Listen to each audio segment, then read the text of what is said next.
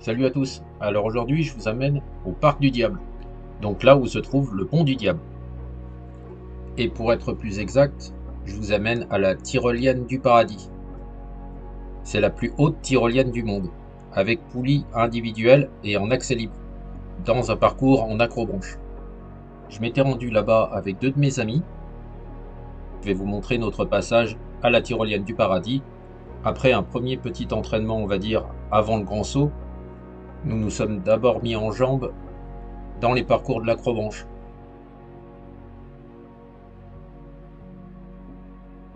Vous êtes prêts? Alors c'est 640 mètres de long, 180 mètres de haut, pour une vitesse environ de 50 km/h. Et après, nous nous sommes rendus à la tyrolienne du paradis.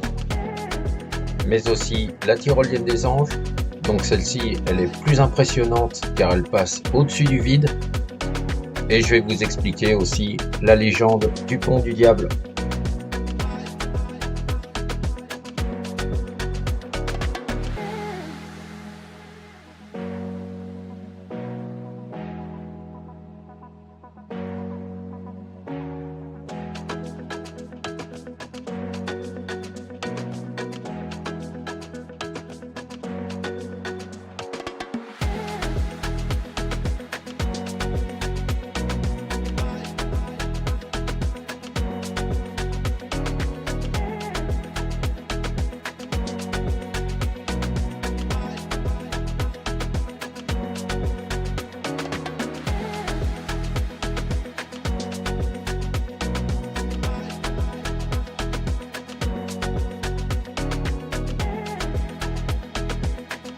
Pour ce qui est de la tyrolienne des anges, elle glisse tout en douceur et le vide de 150 mètres de haut s'ouvre sous vos pieds.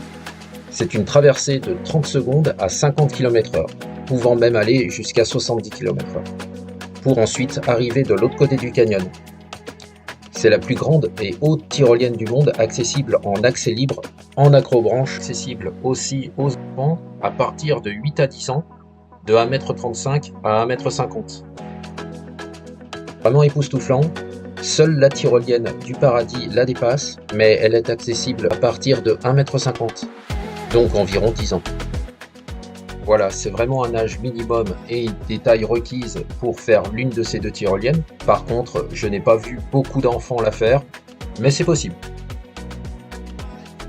Cependant, je préfère prévenir, la tyrolienne n'est pas une attraction passive de parc d'attractions, c'est une activité sportive qui nécessite une préparation active du participant et une bonne condition physique afin d'être capable de gérer une réception rapide ou un éventuel besoin de se tracter si on n'arrive pas au bout.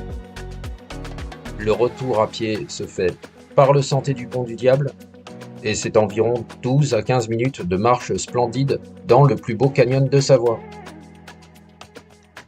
Voilà, et maintenant, comme promis, je vous raconte la légende du Pont du Diable. Et la légende raconte que le Joti et la Forclaz, donc deux villages séparés par des gorges, souhaitaient construire un pont entre eux, afin de les relier. Mais à chaque tentative, le pont s'écroulait quand il était terminé. Les habitants, déçus par l'absence d'aide de Dieu, décidèrent donc de confier leur sort au diable. Et donc c'est pour ça qu'il est là aujourd'hui. Et voilà. J'espère que ça vous aura plu et je vous dis à bientôt. Je rappelle que vous pouvez vous abonner si mon contenu vous plaît. Donc je fais des visites à l'étranger, des explorations en France. Salut à tous. Ainsi que d'autres types d'explorations comme les sites abandonnés, les vols et les sensations fortes, ainsi qu'un peu de snorkeling. Voilà, à bientôt et merci à ceux qui me suivent déjà.